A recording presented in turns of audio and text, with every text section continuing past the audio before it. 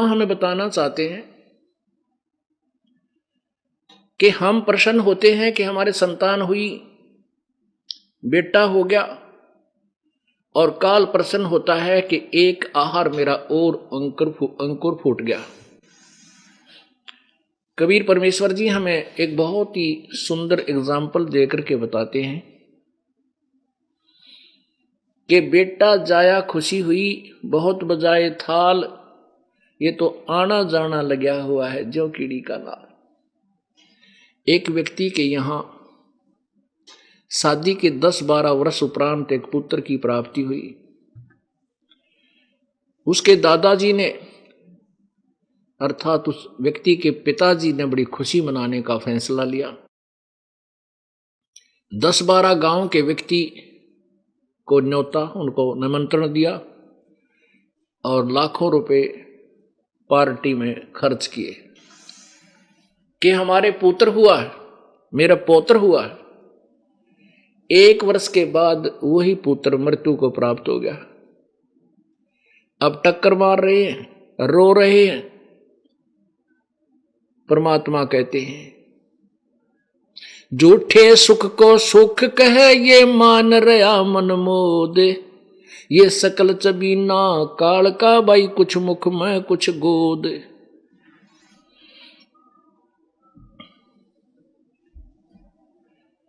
पुण्यात्माओं, ये काल कौन है? ये काल कौन है, सबसे पहले इसको समझना आवश्यक है। जब तक हम इस काल से परिचित नहीं होंगे तब तक हम भक्ति नहीं कर सकते, हमें डर नहीं बनेगा। पुण्यात्माओं, जब तक बालक अनजान होता है, अबोध होता है, छोटी आयु का होता है, बेटा या बेटी, उसको ज्ञान नहीं होता और वो सर्प कहीं आ गया है तो सर्प को भी पकड़ लेता है एक साधारण जानवर जानकर, और वो सर्प उस बच्चे को डस लेता है और वो मृत्यु को प्राप्त हो जाता है। छोटा बच्चा यदि कहीं बिजली का तार नीचे गिरा हुआ हो और उसमें स्पार्किंग हो रही हो, जैसे आतिशबाजी सी होया करे, चमक निकलती है उसमें से कहीं ज्वाइंट पर, और वो छोटा बच्चा उस ज्वाइंट को जाकर पकड़ लेता है, मृत्यु को प्राप्त हो जाता है। किसी बोतल में, किसी शीशी में कोई विषैला पदार्थ हो, लिक्विड हो, वो बच्चा उसको मुंह में लगा करके पी लेता है, मृत्यु को प्राप्त हो जाता है, क्योंकि उसको ज्ञान नहीं कि ये कितना भयंकर ये पदार्थ है, कितना भयंकर ये बिजली है, कितना भयंकर ये सर्प है। जब वो बच्चा बड़ा हो जाता है, उसकी बुद्धि खुल जाती है, तब वो बच्चा सर्प को दूर से देखते ही आवाज लगा देगा, दौड़ लेगा, उससे बचाव की चेष्टा करेगा, आवाज लगाएगा, देखो सर्प सर्प सर्प, और सर्प सर्प देख करके भाग जाएगा और औरों को भी आगाह करेगा। ऐसे ही जब कोई तार टूटा हुआ गिरा हो, उसमें स्पार्किंग हो रही हो, वही बच्चा जब शाना हो जाता है, उसके निकट नहीं जाता, औरों को भी आगाह करता है कि इधर मत जाइए, उस बिजली है, बिजली का तार टूटा हुआ नंगा है, वो बहुत भयंकर है। पहले उस बच्चे को ज्ञान नहीं था, उसको भय नहीं था, वो अपना शरीर नष्ट कर सकता था। अब उस बच्चे को ज्ञान हो गया, आप भी बच रहा है और औरों को भी बचा रहा है। पुण्यात्माओं, इसी प्रकार आप जी जब इस काल से परिचित हो जाओगे तब तो तुम भक्ति के योग्य बनोगे। जब तक आप काल से परिचित नहीं है, आप भक्ति भी कर रहे हो, लेकिन वो भक्ति आपकी केवल एक औपचारिकता होती है, और जिसमें आप इस काल से परिचित हो जाओगे फिर आपकी भक्ति हृदय से होगी और भय से होगी। भय किस चीज का होगा?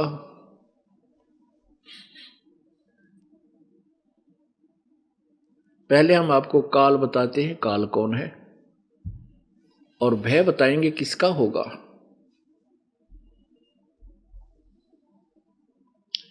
ये काल, इसको ब्रह्म भी बोलते हैं, ब्रह्म, काल ब्रह्म, इसको ज्योति निरंजन भी कहते हैं, इसी को क्षर पुरुष भी कहते हैं। ये इसके उपमात्मक नाम है। ये ब्रह्म ज्योति निरंजन अर्थात ये क्षर पुरुष काल ब्रह्म ब्रह्मा विष्णु महेश जी के पूज्य पिताजी हैं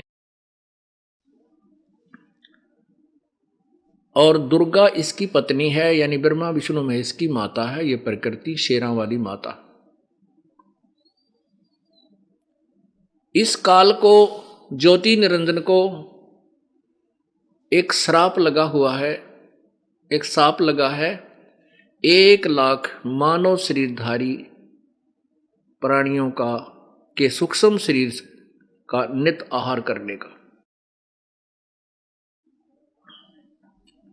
ये स्थूल शरीर खाने का नहीं है काल के लिए।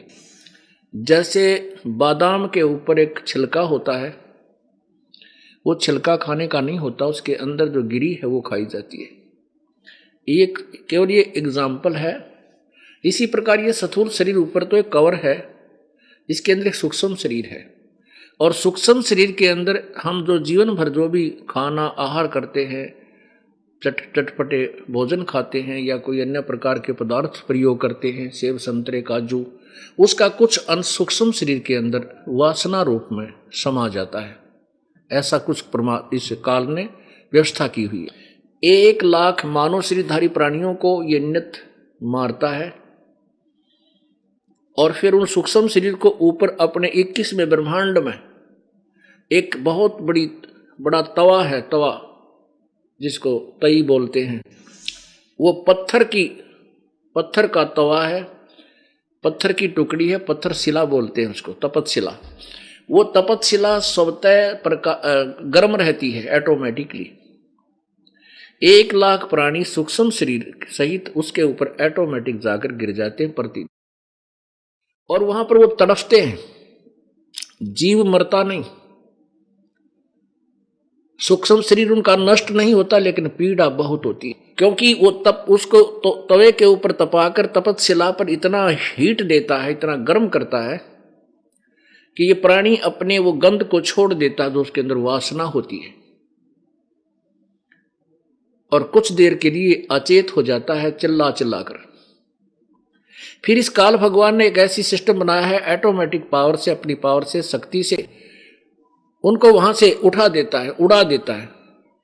फिर वो ठंडे क्षेत्र से होते हुए आते हैं, फिर होश में आ जाते हैं और धर्मराज के पास फिर अपना अकाउंट कराते हैं। फिर वो सभी प्राणी आकर के धर्मराज के दरबार में लाइन लगा लेते हैं और वहां पर इनकी ऑटोमेटिकली कैलकुलेशन तैयार मिलती है। इतने शुभ इतने अशुभ तेरे इस जीवन के, इतने पुण्य इतने पाप, और तेरी जूनी ये होगी भविष्य की, गधा बन, कुत्ता बन, सुअर बन, मनुष्य, चाहे पुनर्जन्म मनुष्य का भी हो सकता है, एक आध जो पुण्य ज्यादा होंगे।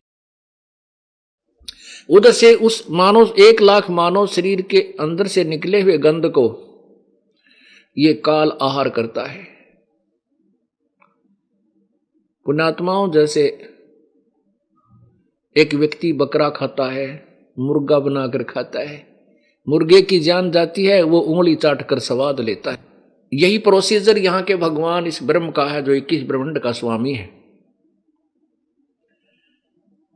अब काल का उदाहरण देते हुए प्रभु ने बताया है, कबीर परमेश्वर ने अपनी प्यारी आत्मा धर्मदास जी को, कि धर्मदास इस काल को ऐसा जानो जैसे कसाई बकरे पालता है, उन बकरों के लिए वो सभी सुविधा देता है, तालाब भी बनाता है, उनके ऊपर छाया भी बनाता है, उनकी गर्मी सर्दी और ओलों से बरसात से बचने के लिए ऊपर शेड बनाता है, झोंपड़ी डालता है या लोहे का शेड टीन का बनाता है, उनके चारे की व्यवस्था करता है।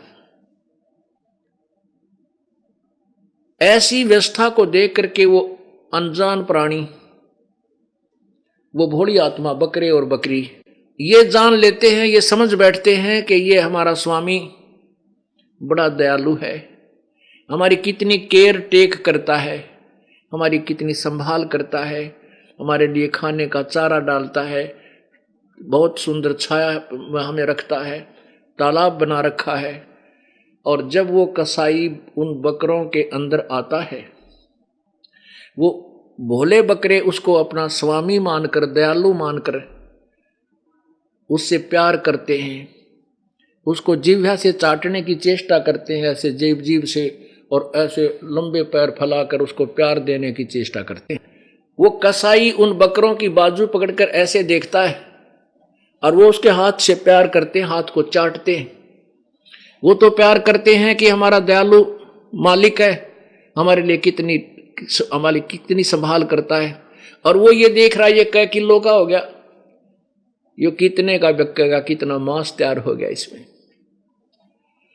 और जब उसके पास आ जाता है किसी पार्टी की बुकिंग, 10 बकरे चाहिए, वो ना देखता किसका बेटा मरेगा किसकी बेटी मरेगी, लाठी लेकर और ऐसे नारे निकाल लेता मोटे मोटे, किसी का बेटा हो चाहे बेटी आओ, चाहे किसी की माँ आओ, वो उसको ले जा करके और कड़च करके अपना उल्लू सीधा करता है। ऐसी स्थिति यहाँ के भगवान इस ज्योति निरंजन अर्थात जिसे ब्रह्म बोलते हैं, क्षर पुरुष, इस ब्रह्मा विष्णु महेश के पिताजी की है। यही महाविष्णु, महाब्रह्मा, महाशिव का रोल भी करता है। इसी ने इन 3 पुत्रों की उत्पत्ति की हुई है दुर्गा के सहयोग से। और इन तीनों पुत्रों को एक एक विभाग दे रखा है एक ब्रह्मांड में। रजोगुण विभाग ब्रह्मा जी को, सतोगुण विभाग विष्णु जी को, तमोगुण विभाग शिव जी को। रजोगुण से प्रभावित होकर के सभी प्राणी संतान उत्पत्ति करते हैं और सांसारिक सुविधाएं की प्राप्ति के लिए प्रयत्न करते हैं। सतोगुण से प्रभावित होकर के एक दूसरे में ममता बन जाती है, संपत्ति में मोह, माता पिता में मोह, बेटा बेटी में ममता, पति पत्नी का लगाव, ये सारा सतोगुण के आधार पे के दबाव से है। और फिर तमोगुण, ये भगवान सतगुण जो है विष्णु जी के कारण, विष्णु जी के गुण सतोगुण के कारण ये प्राणी एक दूसरे से यहाँ जकड़ा हुआ है। और तमोगुण के कारण ये एक दूसरे को काट डालते हैं, कतले आम कर देते हैं। ये संहार का कार्य भगवान शिव तमोगुण करता है। ये तीनों काल के पुत्र हैं। पुण्यात्माओं, प्रथम बार जो प्राणी इस सत्संग को सुनेगा वो ये सोचता है कि ये संत मेंटल दिखा है, ये क्या बेतुकी बातें कर रहा है, हमने कभी ऐसा सुना नहीं। पुण्यात्माओं, जो भी ज्ञान होता है वो सुनने से ही होता है। अपना जन्म पवित्र हिंदू धर्म में हुआ तो हमने हिंदू धर्म की जो लोकवेद था वो सुना, और उसको सुनते सुनते कान थक के बहरे हो गए, और हमने ब्रह्मा विष्णु महेश अजरो अमर है, सर्वशक्तिमान है, इनके कोई माता पिता नहीं, इनके ये सब के ये सृष्टि करता है, हमारे कान पक चुके थे। जबकि इनके इतिहास में ब्रह्मा विष्णु महेश की जीवनी में अर्थात शिव पुराण, विष्णु पुराण, दुर्गा पुराण के अंदर लिखा हुआ कि नासवान है, ये अमर नहीं है, ये सर्वशक्तिमान नहीं है, इनके जन्म मृत्यु होता है, ये स्वयं स्वीकार करते हैं। हमारे जो पूर्व गुरु थे हिंदू धर्म के, वो अज्ञानी थे, घोर अज्ञानी थे। जो टीचर अपने सिलेबस से परिचित नहीं है वो टीचर नहीं, वो दुश्मन है उस विद्यार्थियों का। हमारा सिलेबस 18 पुराण, श्री मद्भगवत गीता और 4 पवित्र वेद, और 5वां वेद से तो आप परिचित नहीं थे, लेकिन हिंदू धर्म के जो शास्त्र माने जाते हैं वैसे तो विश्व के अंदर के सभी प्राणियों के लिए ही ये सदग्रंथ है, क्योंकि पवित्र 4 वेद, पवित्र श्रीमद् भगवत गीता, पवित्र 18 पुराण उस समय रचे गए थे, उस समय लिखे गए थे जब ना कोई धर्म था, ना हिंदू था, ना मुसलमान, सिख, ना ईसाई। फिर भी वर्तमान में ये शास्त्र हिंदुओं के नाम किए हुए हैं। फिर भी हम मानते हैं चलो हिंदुओं के नाम जो शास्त्र हैं, हिंदुओं के गुरु परिचित नहीं थे इनमें क्या लिखा है, तो वो टीचर ठीक नहीं थे, उन्होंने हमें मिसगाइड कर दिया। इसी कारण से पवित्र हिंदू धर्म के अंदर इतने विकार पैदा हो गए, क्योंकि जो लाभ हम भगवान से लेने के लिए चले थे वो नहीं मिले, क्योंकि ब्रह्मा विष्णु महेश केवल वर्क डन दे सकते हैं, किया हुआ कर्म ही दे सकते हैं जो आपका पूर्व जन्म का है। इसमें कोई परिवर्तन ब्रह्मा विष्णु महेश नहीं कर सकते। एक उदाहरण देता है दास कि जैसे एक भक्त ने प्रश्न किया कि क्यों नहीं कर सकते, जैसे ताम्रध्वज को, मोरध्वज के पुत्र ताम्रध्वज को भगवान श्री कृष्ण ने आरे से कटवा करके मृत्यु को प्राप्त होने के बाद जीवित कर दिया था। ये क्यों नहीं कर सकते? बहुत कुछ कर सकते। दास ने कहा सुनो, वही श्री कृष्ण जी जब उनके सगे भांजे अभिमन्यु की मृत्यु हो गई थी चक्रव्यूह में, भगवान श्री कृष्ण उसको जीवित नहीं कर सके। सुभद्रा रो रही थी, उनकी सगी बहन, श्री कृष्ण रो रहा था, पांचों पांडव टक्कर मार रहे थे क्योंकि उनका कुल विनाश हो रहा। वो क्यों ना जीवित किया श्री कृष्ण भगवान ने, विष्णु जी ने? भक्त मौन हो जाता है, कहता आप ही बताइए। हाँ हम बताएंगे, क्योंकि ताम्रध्वज के श्वास शेष थे, उसका जीवन शेष था। तो बीच में जाके उसने लीला की थी। इन भगवानों में इतनी पावर है कि इस मिट्टी को जोड़ तोड़कर उस वैसा ही बना सकते हैं, लेकिन ये आयु नहीं बढ़ा सकते, ना ही कम कर सकते। अभिमन्यु की आयु शेष नहीं थी, उसका प्रारब्ध इतना ही था मनुष्य का, इसलिए श्री कृष्ण उर्फ विष्णु जी उनको जीवित नहीं कर सके। बासा घटे ना तिल बधे, विद ना लिखे जो लेख, सच्चा सतगुरु मेट कर ऊपर मार एक। इसमें परिवर्तन केवल पूर्ण परमात्मा ही कर सकता है, वो कबीर भगवान है, कबीर प्रभु। अब हम अपने उसी प्रश्न पर आते हैं कि जैसे अनजान व्यक्ति ये सोचेंगे ये संत वैसे ही तुक्के मार रहा है, ऐसा कुछ नहीं, हमने कभी सुना नहीं। कोई भी ज्ञान है सुनने से होता है। अब आपने वो भी ज्ञान किसी से सुना, अनाड़ियों से, अज्ञानियों से, बगैर किसी आधार से वो गीत गाते रहे, बेतुकी कहानी सुनाते रहे, ब्रह्मा विष्णु महेश के कोई माता पिता नहीं है, और जो हमारे सदग्रंथों में मना किया वो साधनाएं हमारे से करवाते रहे, जिसका परिणाम ये हुआ कि पूरा हिंदू समाज बर्बाद हो गया। जो लाभ हम भगवान से लेने के लिए निकलते हैं, राजा भी जब थक जाता है तो भी परमात्मा की आस तकता हो, क्योंकि वो एक ऐसी परम शक्ति है जो जीव को एक्स्ट्रा ऑर्डिनरी लाभ दे सकता है। लेकिन वो परमात्मा कौन है, वो एक्स्ट्रा ऑर्डिनरी लाभ देता कैसे है, इसकी विधि का किसी को ज्ञान नहीं था। केवल एक परमात्मा कबीर जी के अतिरिक्त या उससे संपर्क में आए हुए 5-6 वो संत, उनके अतिरिक्त किसी को ज्ञान नहीं था। उन संतों की किसी ने सुनी नहीं, परमेश्वर की किसी ने सुनी नहीं, क्योंकि उस अज्ञान के अंदर इतने रंग चुके थे कि हम सुनना भी पसंद नहीं करते थे ब्रह्मा विष्णु महेश के विरुद्ध कोई भी बात। लेकिन वह विरुद्ध नहीं थी, वो सत्य थी। वही दास बता रहा है जो परमेश्वर ने 600 वर्ष पहले बताने की चेष्टा की थी, जो समाज ने स्वीकार नहीं किया, क्योंकि उस समय हमारा समाज मानव समाज है, शिक्षित था, और अब सब बच्चे शिक्षित है, बहन बेटी भाई बुजुर्ग छोटे बच्चे भी शिक्षित हैं, सदग्रंथ अपने पास हैं, आंखों देखकर हम स्वीकार कर रहे हैं। अब आपको दिखाते हैं विष्णु पुराण में,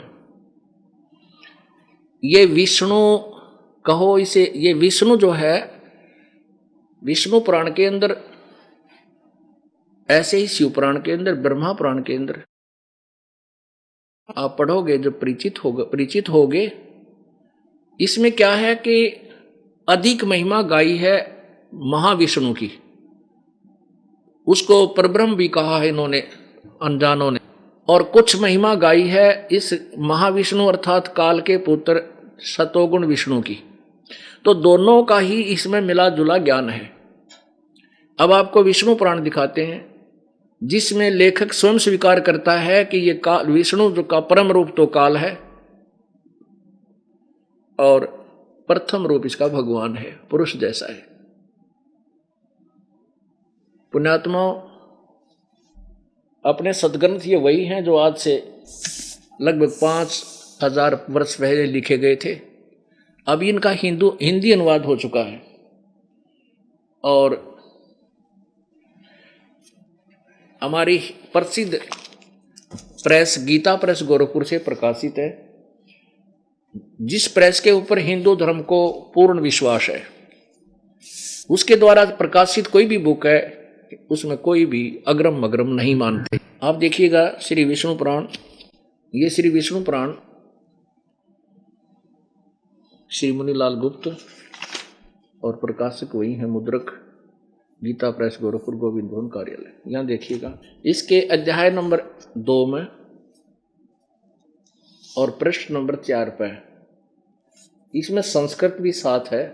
ये 14-15 श्लोक हैं, ये देखना। वही इन सब व्यक्त और अव्यक्त जगत के रूप से तथा इनसे साक्षी पुरुष और महाकारण काल रूप में स्थित है। हे द्विज, परब्रह्म का प्रथम रूप पुरुष है, ये महाकारण काल। हे द्विज, परब्रह्म का प्रथम रूप काल है, अव्यक्त और व्यक्त उसके अन्य रूप हैं, परंतु तथा काल उसका परम रूप है। फिर पढ़िए, ये द्विज, परब्रह्म का, ये काल को परब्रह्म बोल रहे हैं, लेकिन इनको ज्ञान नहीं परब्रह्म कौन है। फिर भी ये विष्णु से अन्य कोई और भगवान है। परब्रह्म प्रथम, इसको विष्णु भी कह देते हैं, यह ज्ञानता में। हे द्विज, परब्रह्म का प्रथम रूप पुरुष है। पुरुष माने प्रभु, परमात्मा, भगवान। प्रथम रूप पुरुष है, अव्यक्त और व्यक्त उसके अन्य रूप हैं, तथा काल उसका काल उसका परम रूप है। असली रूपता श्रेष्ठ, असली रूपता उसका काल है, वैसे वो प्रथम रूप उसका प्रथम रूप पुरुष है। पुण्यात्मा एक बार समझना इसको, क्योंकि सदग्रंथों को समझना बहुत कठिन है जब तक हमारे ऊपर कबीर परमेश्वर पूर्ण परमात्मा की कृपा नहीं होती। इसका अर्थ क्या है कि यो काल जो है प्रथम फर्स्ट इंप्रेशन तो इसका ऐसा लगता है जैसे भगवान पड़ा। जैसे हम देखते हैं कितनी सुंदर पृथ्वी, कैसे सुंदर दिन रात बन रहे हैं, यहाँ पर कई झरने बह रहे हैं, गंगा जैसी एक पवित्र जल युक्त दरिया बह रही है, नीचे जमीन में मीठा पानी निकलता है, सुंदर सेब संतरे का जो किस्मस, सुंदर आहार, कणक, कितनी प्यारी ठंडी हवा चलती है। इस सब प्रक्रिया को देखते हैं कि भगवान बड़ा दयालु है, हमारे लिए कितनी सुंदर व्यवस्था कर रखी है। आप इसको याद रखना, उस कसाई वाले बकरों वाले उदाहरण को। और जब देखते हैं शाम को पता चलता है उस परिवार का एक्सीडेंट में 3 व्यक्ति मर गए, वहां देखते हैं एक्सीडेंट में 4 के 4 व्यक्ति, पूरा परिवार नष्ट हो गया, भूकंप आ गया, उस क्षेत्र के पूरे परिवार के परिवार नष्ट हो गए, साइक्लोन आ गया, लाखों लोग मर गए। ये क्या है भाई? तो परमात्मा हमें, ये विष्णु पुराण बता रहा है कि उसका फर्स्ट इंप्रेशन तो दिखाई भगवान कैसा है, पुरुष है, लेकिन परम रूप उसका काल है, वास्तविक रूप तो काल है उसका। अब आपके समझ में आया कि ये काल कौन है। ये इसको विष्णु भी कहते हैं, ये महाविष्णु भी कहते हैं, क्योंकि विष्णु पुराण में ये परब्रह्म तो इन्होंने गलती से लिखा है, क्योंकि ये सारे ऋषि अज्ञानी थे, इनको भी कोई ज्ञान नहीं था, लेकिन फिर भी इनकी जो तुक्का इन्होंने लगाया है पुराणों में, वो हिंदू समाज को मान्य था। हमने उसी से ही आपको साथ लेना है, ये ज्ञान समझा करके फिर उस परम ज्ञान को, तत्व ज्ञान को आपके समक्ष पेश करना, फिर आपके आसानी से समझ में आ जाएगा। अब काल समझ में आ गया आपके। ये काल कौन है? ये ब्रह्मा विष्णु महेश का पिता है। इसने तीनों पुत्रों को भी मिसगाइड रखा है, इनको गुमराह किया हुआ है, इनको भी पता नहीं हम क्या कर रहे हैं। ब्रह्मा जी के अंदर रजोगुण पर एक ऐसा व्यवस्था कर दी, इसको रजोगुण बना दिया, विष्णु जी को सतोगुण युक्त कर दिया और शिव जी को तमोगुण युक्त कर दिया। इसने अपनी सूझबूझ से इन तीनों पुत्रों को एक एक गुण युक्त कर दिया। अब ना ब्रह्मा के बस की बात, ना विष्णु के बस की बात, ना शिव के बस की बात। अब जैसे मिर्च का स्वभाव बना दिया, मिर्च का गुण है कि मुंह जलाएगा, उससे जीवा जलेगी। अब जैसे रसोई के अंदर छोंक लगाया जाता है जिसमें मिर्च डाल रखी हो सूखी, और उस छोंक की जो निर्गुण गंध, सरगुण वस्तु साकार वस्तु तो रसोई में है, और उसकी जो महक, उसकी जो गंध है, उसका जो प्रभाव है, वो अन्य कमरों में विराजमान व्यक्तियों को भी छीकम छीक कर देते। इसी प्रकार ब्रह्मा विष्णु महेश अपने ऊपर के लोकों में एक एक राजधानी में अलग अलग रहते हैं। उनके अंदर से निकल रही वो उनका प्रभाव, वो निर्गुण शक्ति, वो तीनों लोक, पृथ्वी लोक, नीचे पाताल लोक और स्वर्ग लोक के प्राणियों को प्रभावित रखती है। ये ना ब्रह्मा के वश की बात और ना हमारे वश की बात। जैसे ना मिर्च के वश की बात, उस मिर्च में गुण ऐसा है, उसको ऐसे प्रयोग किया तो उसमें महक हुआ, ऐसी वस्तु पदार्थ निकला, उसमें ऐसी महक निकली कि छींक आवेगी। ऐसे ही उस रजोगुण के प्रभावित ये प्राणी संतान उत्पत्ति करेगा। और उसके बाद इसके अंदर मोह ममता हो जाना भी जीव के बस की बात नहीं। जैसे किसी ने भांग पी ली या शराब पी ली तो उसके बस की बात कोई ना, वो नो लटकता पटकता ना चले, वो शराब का उसने प्रभाव डाल दिया। अब वो तो एंटीबायोटिक दिया जा उसको, वह शराब और भांग का नशा उतरे तो सीधा चले। कबीर ये माया अटपटी, कबीर ये माया अटपटी, सब गट आन अड़ी, किस किस को समझाऊं या कुएं भांग पड़ी। इस काल ने अज्ञानता और यहाँ के लोभ लालच ममता अहंकार की बिना गिनती किया भांग डाल दी अपने किस ब्रह्मांड रूपी कुएं में। और जिसने भी ये पानी पी रखा है इस कुएं का, जिसमें 1 क्विंटल भांग डाल रखी हो, तो 1000 व्यक्ति मिल जावे उस भांग के पानी को पिए हुए। उन सभी के एक जैसे विचार, ऐसे चलना, ऐसे करना, हाँ क्या कर रहा है तो लटकम पटकम कितना पड़ जा कितना उठ जा, तो 1000 की एक सी स्थिति मिलेगी। ऐसे ही जितने भी किस ब्रह्मांड के प्राणी थे, ब्रह्मा विष्णु महेश तक है, सब ने यह भांग माया की भांग पी रखी है। अब ये परमात्मा कबीर जी का ज्ञान, परमेश्वर कबीर जी का ज्ञान और ये एंटीबायोटिक कैप्सूल अर्थात ये साधना आप ग्रहण करोगे, यूज करोगे तो आपका यह भांग का नशा, इस माया का जाल आपके ऊपर से निष्क्रिय होगा, अन्यथा इसका कोई तरीका नहीं। अब आपको परमात्मा की वाणी याद दिलाते हैं। झूठे सुख को सुख कह ये मान रया मन मोदे, ये सकल चबीना काल का भाई कुछ मुख में कुछ गोदे। बेटा जाया खुशी हुई बहुत बजाए थाल, आना जाना लगा हुआ है जो कीड़ी का नाल। 1 लाख प्राणी जा रहे हैं मृत्यु को प्राप्त होकर मनुष्य शरीरधारी प्रतिदिन इस पृथ्वी से, और 1.25 लाख वापस खकार ठा रहे हैं। यानी एक ही स्थान से जा रहे हैं, एक ही स्थान से आ रहे। जैसे चीटियां इधर भाग रही हो, टकरम टकरा होगा, उनका लाइनें नहीं टूटती। ऐसे रात दिन ये काल की जो है काल कसाई जैसा हत्था ये चलता ही रहता। ये मशीन मानस काटने की, मृत्यु करने की, ये तो आना जाना लगा हुआ है ज्यों कीड़ी का नाल। परमात्मा क्या समझाते हैं? पतझड़ आवत देख कर बन रोवे मन माही,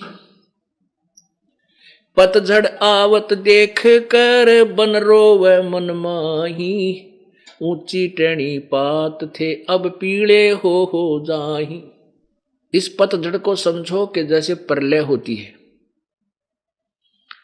एक ब्रह्मांड में जो प्रलय होगी सभी नष्ट हो जाएंगे, और तुरंत ही यानी उसके कुछ समय उपरांत ऐसे ही फिर जैसे वृक्ष के पत्ते टूट जाते हैं बसंत ऋतु में, और तुरंत ही कोपल फूट आती हैं, और एक 15-20 दिन में वो पत्ते बनकर ऐसे लहलाना शुरू कर देते हैं। अब कहते हैं पतझड़ आवत देख के बन रोवे मन माही, ये ऊंची टेढ़ी पात थे अब पीले हो जाए। पुण्यात्माओं जैसे हमारे जैसे बूढ़े हो गए, अब ये टोकन हो गया, संकेत हो गया, सिग्नल हो गया कि तैयारी कर ले आगे की, कभी भी टिकट कट जाएगी। अर्थात सफेद बाल होए, बुढ़ापे की पहचान होगी और मृत्यु निकटा ली। बूढ़ा मर जाएगा दादा, पिछत पोते पड़पोते तैयार हो जाएंगे। 10, 20, 50 वर्ष, 100 वर्ष, 60 वर्ष वो नाच कूद लेंगे, फिर मृत्यु को प्राप्त हो जाएंगे। नीचे वाले आएंगे वो मर जाएंगे, नीचे छोटे छोटे बच्चे, फिर काल तैयार कर लेता है। कहने का भाव ये है कि ये तो परमात्मा हमें समझाना चाहते हैं कि जैसे वो पीपल का पत्ता या किसी वृक्ष का पत्ता 1 वर्ष जो फड़फड़ करके मस्ती मारता है और फिर अंत में पीला होकर गिर जाता है, ना जाने की तो पशुओं के पैरों के नीचे कटता है या गंदे नाले में गिर के सड़ता है। उसी को हमारे ऊपर एग्जाम्पल उदाहरण देना चाहते हैं प्रभु के पतझड़ आवत देख के बन रोए मन माही, ये ऊंची टहनी पात थे पीड़े हो जाए। पात झड़ता यूं कहे सुन भई तरवर राय, अब के बिछड़े नहीं मिले ना जाने कहां गिरेंगे जाए। पुण्यात्माओं कितना प्यारा उदाहरण दिया प्रभु ने। जैसे पत्ता गिरता हुआ कह रहा हो अपने पेड़ को कि सुन भाई तरवर राय, इब के बिछड़े नहीं मिला ना जाने कहां गिराएंगे जाए। जैसे एक परिवार का सदस्य बीमार हो जाए, इतनी भयंकर बीमारी होगी कि उसको पता लग गया कि तू 1-2 दिन का मेहमान है और शाम सवेरे में तेरी टिकट कटने वाली है। तब वो रोता हुआ कहता है भगवान भाई ना जाने कहां जन्म होगा, कहां जाना होगा। परमात्मा का यही याद दिलाते हैं कि बच्चों भगवान बज लो, परमात्मा ने याद कर लो, मृत्यु आवेगी, गारंटीड आवेगी और सबको पता है। परंतु डर को ना, डर क्यों नहीं? क्योंकि आप बालक हो, अबोध हो, आपको पता नहीं ये कितना भयंकर जीवन आप जी रहे हो बगैर परमात्मा की, उस पूर्ण परमात्मा के नाम बिना। परमात्मा कहते हैं परमेश्वर बंदी छोड़ कि हिड़की दे दे रोएगी सुरता जब तू चल लेगी अकेली। अब तो फूला नहीं समाता, ये तेरा बेटा या तेरी बेटी, तेरा बेटा फलाना अफसर बन गया, तेरा बेटा कोठी बना ली। और जब मृत्यु आवेगी ना बेटा साथ में रहे ना बेटी साथ में रहे, अकेले को जाना होगा। फिर क्यों कह पछाड़ खा खा रोएगी, गिरेगी आत्मा जब तू एक ली जाएगी छोड़कर सारे जीवन के जोड़े जाड़े धन है। और जो धन तुझे जोड़ना चाहिए था वो तो छेड़ा भी नहीं, वो तो प्रारंभ भी ना किया, फिर रोएगी वहां कंगाल बनकर जाएगी।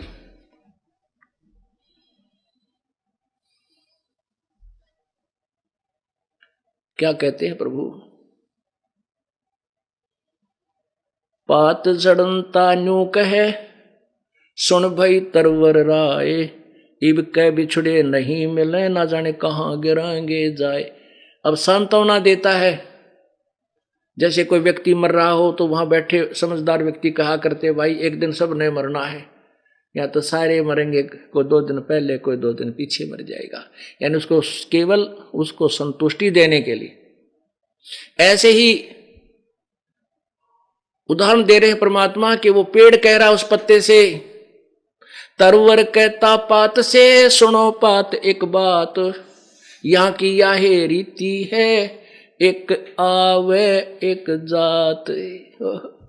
कहते इस काल के लोक में परमात्मा कबीर परमेश्वर हमें समझाना चाहते हैं, यहाँ का एक हार्ड एंड फास्ट रूल है, यहाँ का एक परम नियम है कि एक आ रहा है एक जा रहा है, एक पैदा होता है एक मृत्यु होता है। अब यहां ब्रह्मा विष्णु महेश तक की मृत्यु होती है, यहां के भगवान क्षर पुरुष ब्रह्म ज्योति निरंजन की मृत्यु होती है। गीता जी का ज्ञान इस ब्रह्म ने अर्थात काल भगवान ने श्री कृष्ण जी के अंदर प्रेतवत प्रवेश करके बोला। श्री कृष्ण जी ने वो ज्ञान नहीं बोला, श्री कृष्ण जी काल नहीं थे।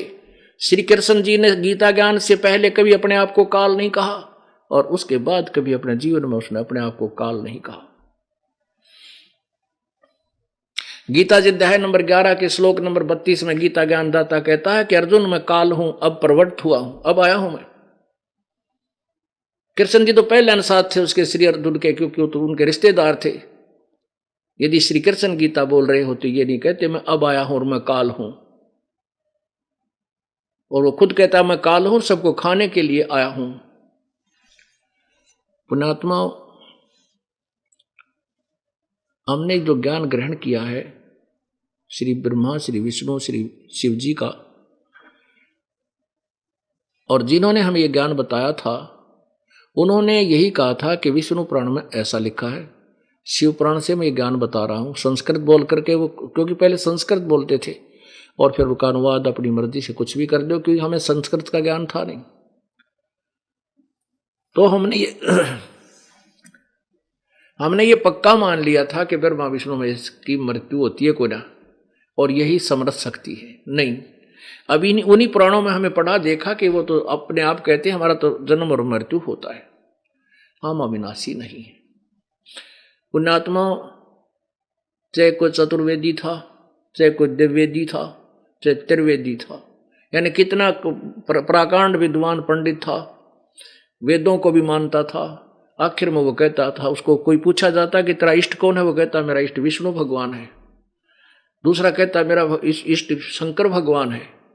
और वेदों को कहते थे हम वेदों का के मर्मज्ञ ज्ञाता है। अब पुण्यात्माओं, न तो उन पंडितों को कह का पता था वेद क्या बताते हैं, न इन महर्षियों को पता था, ना व्यास जी को ज्ञान था, ना पाराशर जी को ज्ञान था, यानी ना वशिष्ठ जी को ज्ञान था। ब्रह्मा विष्णु महेश को ज्ञान नहीं तो इनको कहां से ज्ञान होगा। अब क्या समस्या आ गई इस दास के सामने। मैं कहूं सारी सच्ची, सब सत्य बोलता हूं और प्रथम बार कोई सुनता है, नो कहियो अच्छा मेंटल आदमी, सारी ओली ओली बात कहे, उल्टी उल्टी, एक भी सुथरी नहीं बोल रहा। इसलिए दास को की मजबूरी होगी इन सदग्रंथों को बार बार दिखाने की कि ब्रह्मा विष्णु महेश को भी ज्ञान नहीं, कह का ज्ञान नहीं, अध्यात्म ज्ञान नहीं था। अब इन्हीं की हिस्ट्री में आपको दिखाता हूं कि ब्रह्मा विष्णु जी को कितना ज्ञान था। तब इस दास को आप मानोगे ना, मेंटल तक हो नहीं, बात तो ठीक कट्टे ही बता रहे, फिर आपका विश्वास दृढ़ होगा कि हम ठीक ठिकाना आ गए। अब देखिएगा श्रीमद् भगवत देवी भागवत, देखिएगा श्रीमद् देवी भागवत, संपादक हनुमान प्रसाद पोदार चिमनलाल गोस्वामी। ये कहां से प्रकाशित है ये भी देखिएगा। प्रकाशक एवं मुद्रक हैं गीता प्रेस गोरखपुर, गोविंद भवन कार्यालय कोलकाता का संस्थान। इसके 28 नंबर पृष्ठ पे आपको दिखाते हैं। ये देखिएगा पहला सकंद 28 पृष्ठ पे, यहां से शुरू करते हैं। नारद जी ने कहा, महाभाग व्यास जी, तुम इस विषय में जो पूछ रहे हो ठीक यही प्रश्न मेरे पिताजी ने भगवान श्री हरि से किया था। देवादिदेव भगवान जगत के स्वामी हैं, लक्ष्मी जी उनकी सेवा में उपस्थित रहती हैं, दिव्य कौस्तुभमणि उनकी शोभा बढ़ाती है, वे शंख चक्र और गदा लिए हो रहते हैं, पीतंबर धारण करते हैं, 4 भुजाएं हैं, वक्ष स्थल पर श्रीवत्स का चिन्ह चमकता रहता है, वे चराचर जगत के आश्रय दाता हैं, जगत गुरु एवं देवताओं के भी देवता हैं। ऐसे जगत प्रभु भगवान श्री हरि महान तप कर रहे थे, यानी श्री विष्णु जी एक समय महान तप कर रहे थे, उनकी समाधि लगी थी। यह देखकर मेरे पिता ब्रह्मा जी को बड़ा आश्चर्य हुआ, अतः उन्होंने उनसे जानने की इच्छा प्रकट की। ब्रह्मा जी ने पूछा, प्रभु आप देवताओं के अध्यक्ष, जगत के स्वामी, भूत भविष्य एवं वर्तमान सभी जीवों के एकमात्र शासक हैं, भगवान फिर आप क्यों तपस्या कर रहे हैं और किस देवता की आराधना में ध्यान मगन हैं? मुझे असीम आश्चर्य तो यह हो रहा है कि आप देवेश्वर एवं सारे संसार के शासक होते हुए भी समाधि लगाए बैठे हैं। ब्रह्मा जी के विनीत वचन सुनकर भगवान श्री हरि बोले, उनसे कहने लगे, ब्रह्मन सावधान होकर सुनो, मैं अपने मन का विचार व्यक्त करता हूं। देवता, दानव और मानव सब यही जानते हैं कि तुम सृष्टि करते हो, मैं पालन करता हूं और संकर संहार क्या करते हैं, किंतु फिर भी सभी वेद के पारगामी पुरुष अपनी युक्ति से यह सिद्ध करते हैं कि रचने, पालने और संहार करने की योग्यता जो हमें मिली है, इसकी अधिष्ठात्री शक्ति देवी है, दुर्गा है। वे कहते हैं कि संसार की सृष्टि करने के लिए तुम राजसी शक्ति का संचार हुआ है, मुझे सात्विक शक्ति मिली है और उधर में तामसी शक्ति का आविर्भाव हुआ है। उस शक्ति के अभाव में तुम इस संसार की सृष्टि नहीं कर सकते, मैं पालन करने में सफल नहीं हो सकता, रुद्र से संहार कार्य होना भी संभव नहीं। ब्रह्मा जी, हम सभी उस शक्ति के सहारे ही अपने कार्य में सदा सफल होते हैं आए हैं। सुवर्त, प्रत्यक्ष और परोक्ष दोनों उदाहरण मैं तुम्हारे सामने रखता हूं, सुनो। यह निश्चित है कि उस शक्ति के अधीन होकर ही मैं, यानी दुर्गा के अधीन होकर मैं प्रलय काल में इस शेष नाग की सैया पर सोता और सृष्टि जाग करने का अवसर आते ही जाग जाता हूँ। मैं सदा तप करने में लगा रहता हूँ। एक सुन ले इनकी बात, सदा तप करने में लगा रहता हूँ। उस शक्ति के शासन से मैं कभी मुक्त नहीं रह सकता। कभी अवसर मिला तो लक्ष्मी के साथ सुखपूर्वक समय बिताने का सौभाग्य प्राप्त होता। मैं कभी तो दानों के साथ युद्ध करता रहता हूँ। अखिल जगत को भय पहुंचाने वाले दैत्यों का क्रांत शरीरों को शांत करना मेरा परम कर्तव्य हो जाता है। आप देखो, मुझे सब प्रकार से शक्ति यानी दुर्गा के अधीन होकर रहना पड़ता है। उन्हीं भगवती शक्ति का मैं निरंतर ध्यान किया करता हूँ। ब्रह्मा जी, मेरी जानकारी में इन भगवती शक्ति से बढ़कर दूसरे कोई देवता नहीं है। श्री विष्णु जी ने तो काट दिया रोग, अपने ज्ञान का बता दिया। कितना जानकारी है कि मैं तो दुर्गा तो ऊपर को भगवान मानता है कोई ना। अभी दुर्गा के वचन सुनाता हूं, बोल आपको। अब देखिएगा 7वां सकंद, ये देखना 7वां सकंद, प्रश्न नंबर 562 पे, यहां से देखिए। अब देवी के वचन सुनो, देवी क्या कहती है।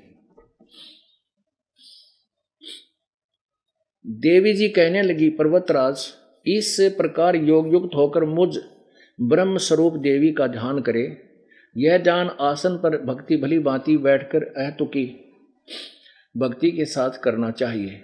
उस ब्रह्म का क्या स्वरूप है, अब देखो यह बतलाया जाता है।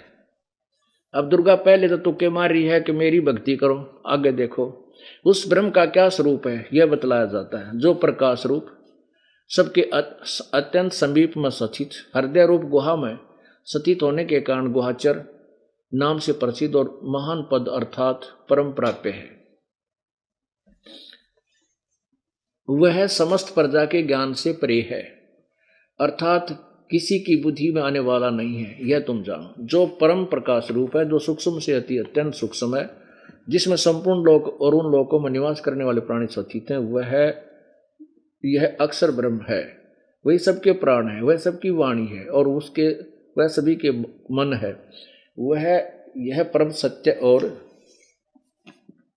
अमृत अविनाशी तत्व है। सौम्य, उस वेदने योग्य लक्ष्य का तुम वेदन करो, मन लगाकर उसमें तन्मय हो जाए। सौम्य, उपनिषद में कथित महान अस्त्र रूप धनुष लेकर उस पर उपासना द्वारा तीक्ष्ण किया हुआ बाण संधान करो और फिर भावना गुत चित्त से के द्वारा उस बाण को खींचकर अक्षर रूप ब्रह्म को ही लक्ष्य मानकर वेदन करो। परवण, ये ओम धनुष है यानी मंत्र जाप है, जीवात्मा बाण है और ब्रह्म को उसका लक्ष्य कहा जाता। अब ब्रह्म पे आगे है, कहां से शुरू हुआ था, ब्रह्म यानी ब्रह्म की पूजा करो। दुर्गा कहते हैं, यहां देखो, एकमात्र परमात्मा को ही जाने, उस एकमात्र परमात्मा को जाने, दूसरे की सब बात छोड़ दे। यही अमृत रूप परमात्मा के पास पहुंचने का वाला पुल है। संसार समुद्र से पार होकर अमृत स्वरूप परमात्मा को प्राप्त कराने की सुलभ साधना है। जिस प्रकार रथ के चक्कर में लगे आरे होते हैं, उसी प्रकार शरीर की संपूर्ण नाड़ियां हृदय में एकत्रित होती हैं। उस हृदय में ही विविध रूपों से प्रकट होने वाला परब्रह्म संचरण करता है, अंतर्यामी रूप से वर्तमान है। उस आत्मा का ओम के जाप के साथ ध्यान करो। इससे अज्ञान में अंधकार से हृदय परे और संसार समुद्र से पार जो ब्रह्म है उसको पा जाओगे, तुम्हारा कल्याण हो। आगे देखो, वह सबका आत्मा ब्रह्मलोक रूप दिव्य आकाश में स्थित है। अब ब्रह्मलोक में कौन है, वो काल ब्रह्म बैठा है।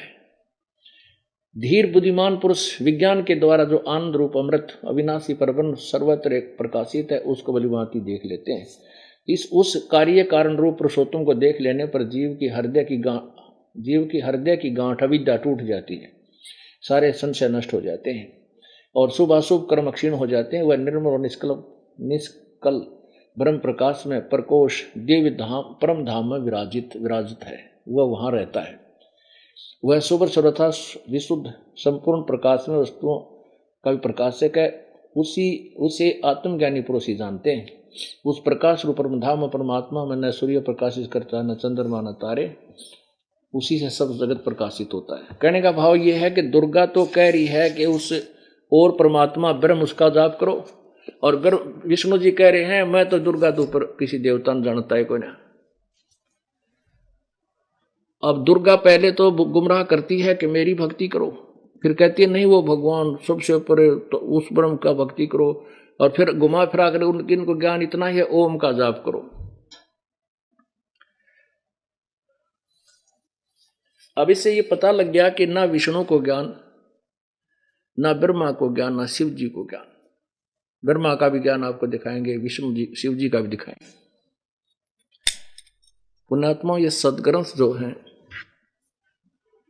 ये इस दास के एक शस्त्र हैं इस अज्ञान रूप अंधकार के साथ संघर्ष करने की। इन सदग्रंथों की दास को आवश्यकता बिल्कुल नहीं थी, क्योंकि जो दास को ज्ञान मिला है वो यथार्थ ज्ञान है, तत्व ज्ञान है। उस ज्ञान में कोई भी त्रुटि नहीं है।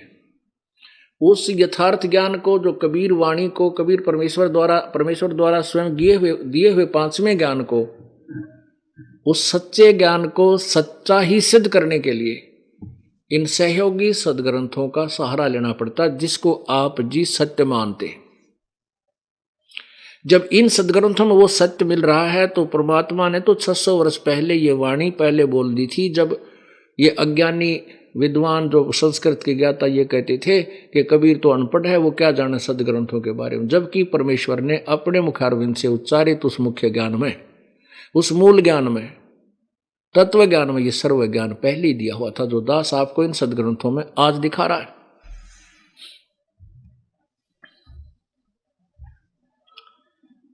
अब मेरे लिए ये इसलिए आवश्यक हो गए, जैसे दास कह दे कहीं खड़ा होकर या सत्संग में भी कि ब्रह्मा विष्णु महेश के माता पिता हैं, नासवान हैं, ये काल के बेटे हैं, तो दुनिया मेरा सिर फोड़ दे कि अच्छा बेवकूफ है, ये ब्रह्मा विष्णु महेश को ऐसे कहता है। और गीता जी अध्याय नंबर 7 के श्लोक नंबर 12 से 15 में, 20 से 23 में स्पष्ट किया हुआ है कि ब्रह्मा विष्णु महेश, रजगुण ब्रह्मा, सतगुण विष्णु, तमगुण शिव जी की पूजा ये मूर्ख लोग करते हैं, बुद्धिहीन राक्षस स्वभाव को धारण किए मनुष्यों में नीच दुष्कर्म करने वाले मूर्ख, ये मेरी भक्ति भी ना करते। यानी काल कहता, ब्रह्म कहता है मुझे भी ना बजते, ब्रह्मा विष्णु महेश तक सीमित हो गए। और ये शब्द जब अगर किसी प्रमाण के कह दिए जाए तो रोज पटू दिनों में कई वह, इसलिए ये सदग्रंथ आपके समक्ष दिखाने पड़ते हैं। मेरे लिए तो ऐसे हैं जैसे अंधे की लालटेन होती है। एक अंधा रास्ते में अंधेरे में जा रहा था, हाथ में लालटेन लिए था, आगे से बच्चे आ रहे थे उछल कूद मचाते हुए। उस अंधे ने आवाज लगाई, बेटा देखना मैं अंधा हूं, देखना ध्यान से चलना मैं अंधा हूं। वो बच्चे आकर के कहने लगे, बाबा क्या सचमुच तुम अंधे हो? हाँ कहा बेटा मैं, मुझे दिखाई नहीं देता। फिर तुमने अंधेरे में लालटेन किस लिए लिया है? कि तुम आंखों वालों के लिए कहीं मेरे में टक्कर ना मार दो, इस लालटेन की रोशनी में एक तरफ से हो जाओ। तो पुण्यात्माओं, ये सदग्रंथ दास की लालटेन है, ताकि ब्रह्मा विष्णु महेश के पुजारी मेरा सिर ना फोड़ दे, मेरे गिल ना टकरावें। इन सदग्रंथों की रोशनी तो दूर हो जाते, एकदम देखते ही फिक्के होकर के साइड पकड़ जाते।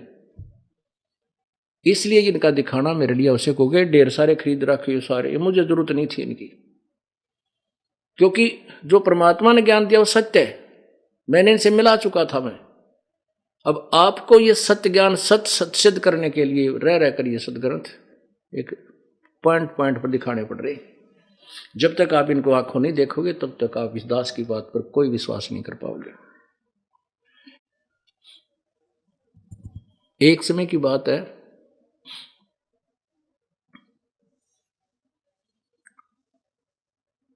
कबीर परमेश्वर जी जब सह शरीर एक मानव शरीर धार करके, मानव शरीर एक सिंपल मैन, साधारण मनुष्य जैसा जीवन जीकर एक लीला कर रहे थे बनारस काशी में। पुण्यात्मा, राजा अपने राज्य में कहीं भी रहे, जैसे 2, 4, 10 दिन कहीं अपनी रिश्तेदारी यानी दूसरे उसके यहाँ चला जाता है, तो भी उसका राजकाज वहां से चल रहा होता है। वही संचालक है, चाहे वो कहीं भी रह रहा है, उसने व्यवस्था पूरी की हुई है। ऐसे ही परमात्मा सतलोक में बैठकर संचालन करे या इस पृथ्वी लोक पर आकर भी वो पूरे ब्रह्मांडों का संचालन कर सकता है। यहाँ एक साधारण मनुष्य की भूमिका करते हुए प्रभु पूरे ब्रह्मांडों का संचालन बनारस से ही कर रहे थे। उसमें कर रहे थे। उसमें ये तत्व ज्ञान जो दास आपको बता रहा है, 600 वर्ष पहले परमात्मा यही ज्ञान बताया करते थे। लेकिन इन कथित विद्वानों ने केवल एक संस्कृत के ज्ञाता को विद्वान और महर्षि मान लिया जाता था। एक भाषा का ज्ञाता विद्वान नहीं होता। जिसको संस्कृत आती है उसको इंग्लिश नहीं आती तो इंग्लिश में अविद्वान है। जिसको तेलुगु नहीं आती तो अविद्वान है। जिसको पंजाबी नहीं आती वो बेशक संस्कृत से परिचित हो, अविद्वान है, उस भाषा में अविद्वान है। तो केवल एक भाषा के जान लेने से महर्षि नहीं बन जाता, वो संत या महंत नहीं बन जाता। अध्यात्म ज्ञान से ही संत और सतगुरु की उपाधि प्राप्त होती है। भाषा का काम है अपने विचारों को दूसरे तक पहुंचाना। ये दास पहले गांव गांव में जाता था हरियाणा में, केवल हरियाणा की बोली बोलता था, शुद्ध हिंदी भी भूल गया था। क्योंकि वो शुद्ध हिंदी नहीं समझ सकते, वो तो देसी भाषा समझेंगे जो हम प्रतिदिन व्यवहार में लाते थे। उसी भाषा में दास ने वो पूर्ण ज्ञान सदग्रंथों का बताया उनको। तो जिसका परिणाम आज समक्ष है कि अनपढ़ से अनपढ़ बूढ़े बुढ़िया भी इस ज्ञान से परिचित न। किसी से बात करके देख लो, 2 मिनट में सुना देंगे आपको, उंगलियां पर रट रखा है। छोटे छोटे बच्चे भी सुना देंगे। अब दास का परिचय अब शिक्षित समाज से हो रहा, तो अपनी लैंग्वेज को भी कुछ परिवर्तन किया है। तो इस प्रकार हमने वही भाषा का प्रयोग करना चाहिए जो हम अपने विचारों को जो कहना चाहते सामने वाला समझ जा। अब ये अनपढ़ बैठे हैं और मैं इंग्लिश बोलूं या संस्कृत बोलूं, क्या तो बना? वही ज्ञान जो सदग्रंथों में परमात्मा कबीर परमेश्वर जी ने अपनी सिंपल लैंग्वेज में, साधारण भाषा में, लोकोक्तियों के माध्यम से पूरा लिखा हुआ था। लेकिन उसको नहीं पहचान सके क्योंकि हम संस्कृत में लिखे हुए सदग्रंथों को ही श्रेष्ठ मानते रहे और वो हम पढ़ नहीं सके। और जिनको हम ये समझते हैं ये संस्कृत ज्ञाता है, इन्होंने सदग्रंथ पढ़े हैं, उनको पता नहीं था। उन्होंने वो समझ में आए को नहीं, तुक्के मार गए। एक समय परमेश्वर कबीर परमेश्वर जी बनारस में सत्संग किया करते थे, काशी में। अब उस समय के श्रद्धालु शिक्षित नहीं थे, वो इतना ज्ञान से नहीं मानते थे, लेकिन समाधान से ज्यादा मानते थे। जैसे कोई रोगी आया, परमात्मा ने आशीर्वाद दे दिया और स्वस्थ हो गए। कोई निर्धन था जिसका कति पित्तल निकल रहा था, टोटे में दारिद्र था, परमात्मा के चरणों में आया, आशीर्वाद पाया, नाम लिया, भक्ति की, वो मालो माल हो गया। इस प्रकार के बहुत से चमत्कार देख करके प्रभु के कबीर परमेश्वर के लाखों की संख्या में अनुयायी हो गए थे। आज से 600 वर्ष पहले, आज से 600 वर्ष पहले 64 लाख से सो जाना कोई बालकों का खेल नहीं है। उस समय हिंदुस्तान की आबादी 4 करोड़ भी नहीं होगी, जिसमें अफगानिस्तान, बलोचिस्तान, गढ़ गजनी तक यहां पर एक ही दिल्ली से शासित था। और उस समय 64 लाख से सो जाना ये कोई छोटी बात नहीं थी। लेकिन वो ज्ञान से नहीं, वो केवल परमात्मा से मिलने वाली वो अद्वितीय राहत से उनके संग होगी।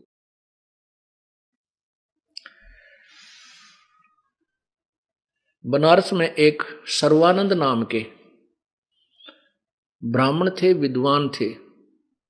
पुण्यात्मा, ब्राह्मण कोई जाति नहीं है, ब्राह्मण कोई व्यक्ति विशेष नहीं है। अब हम जो ब्राह्मण होते थे उन किसको ब्राह्मण कहते थे? ब्राह्मण सोए जो ब्रह्म पछाणे, पंडित सोए जो पिंड की जाने। लेकिन परंपरागत वैसे यहाँ औपचारिक तरीके से पंडित उसको कहते थे जो संस्कृत के विद्वान हुआ करते थे। जो सदग्रंथों के विद्वान माने जाते थे उनको पंडित कहा करते थे। मेरे गुरुजी स्वामी रामदेवानंद जी हरियाणा में चरखी दादरी के पास एक बड़ा पैतावास है, वहां के रहने वाले थे। और परंपरागत जो समुदाय बने हैं ब्राह्मण जाति में उनका जन्म था, लेकिन वो अपने आप को ब्राह्मण नहीं कहते थे, वो अपने आप को संत कहते थे। और मेरे दादा गुरु यानी मेरे गुरुजी के गुरुजी दिल्ली में एक छावला गांव है, नजफगढ़ से आगे चलकर गुड़गांवा रोड पर छावला गांव आता है, वहां के किसान परिवार से यानी जाट थे। और वो फिर अपने उन हमारे जो चौथे दादा गुरु जी थे, तीसरे दादाजी थे, उनके साथ रह करके उन्होंने काशी विद्यापीठ से, और वो 4 विषय के आचार्य बन गए थे। तो उनको पंडित चिदानंद जी नाम से जाना जाता था। चिदानंद उनका नाम था और पंडित उनके सामने पंडित शब्द लगाया जाता था। आज भी उनका आश्रम गोपालपुर गांव है, खरखोदा के पास। उस गोपालपुर गांव में पंडित चिदानंद आश्रम नाम से एक आश्रम बना हुआ है। तो कहने का भाव दास का ये है, कोई ब्राह्मण बैठा हो काली ना माने कि ये पाखंडी ब्राह्मण होया, नहीं, ये ब्राह्मण नहीं है, ये ब्राह्मण नहीं, ये पंडित नहीं है। ये तो इसे पंडित हो गए जैसे कोई वैद्य होया करते पहले, वैद्य, और वो वास्तव वैद्य थे, दवाई दिया करते थे, रोग काट दिया करते थे, प्रसिद्ध हो गए। तो उनके वंशजों को भी वैद्य कहने लगे। उनके चौथी पांचवी पीढ़ी में जिसने पेट के दर्द की दवाई का ज्ञान है, वो भी नहीं लिखता कृपाराम वैद्य है, वो भी कहता है विष्णुनाथ वैद्य। और वो उन्होंने वैद्य अपना एक वो बना लिया सरनेम, वो वैद्य नहीं है। वैद्य तो उनके दादे परदादे थे। ऐसे ये पंडित नाम धर दिया, फलाना राम पंडित, फलाना राम पंडित, ये पंडित नहीं है, इनके पूर्वज पंडित थे जो संस्कृत आदि के ज्ञाता थे। ये तो पंडित की परिभाषा बता रहे हैं इस यहाँ के समाज की, लेकिन यथार्थ पंडित की परिभाषा है ब्राह्मण सोए जो ब्रह्म पहचाने, जो भगवान को पहचान ले कौन भगवान भक्ति योग्य है कौन नहीं है। और पंडित सोए जो पिंड की जाने, इस शरीर को पहचान ले, इसमें कौन देवता कहाँ विराजमान करता है और कैसे इसकी भक्ति उनकी प्राप्ति हो सकती है, वो पंडित है। फिर भी तो ये कथित जो पंडित था सर्वानंद, जो एक बहुत बड़ा पंडित विद्वान माना जाता था, 4 वेदों, 18 पुराणों और श्री महाभारत, श्रीमद् भगवत गीता आदि सभी शब्द ग्रंथों को उसने कंठस्थ याद कर रखा था, ऐसा माना जाता था। उसने, सर्वानंद जी ने अपने समय के सभी विद्वान पंडितों को शास्त्रार्थ में पराजित कर दिया। उसके मन में आई कि मैं अपना नाम सर्वाजीत रखा लूं, अपनी मां से प्रार्थना करके अपना नाम चेंज करवा लूं सर्वाजीत। सर्वजीत का अर्थ हो गया भाई सबको, सब पे विजयी, किसी को मैंने बताना ना पड़े, मैं सबको पराजित कर चुका हूं, ऐसे उसने धारणा बनाई। सर्वानंद जी की माता का नाम शारदा रानी था। शारदा रानी भी पंडित परिवार में जन्म होने से छुआछात को बहुत मानती थी। और आज से 600 वर्ष पहले तो बेगन था छुआछात का, अंत था कति। यानी ये ब्राह्मण लोग तो किसी का पल्ला भी ना लगने दिया करते दूसरी जाति वालों को, और नीचे जुलाए जुलो हरिजन बाल्मीका का तो भगवान कहना है कि इतनी दूर तो निकला करते थे।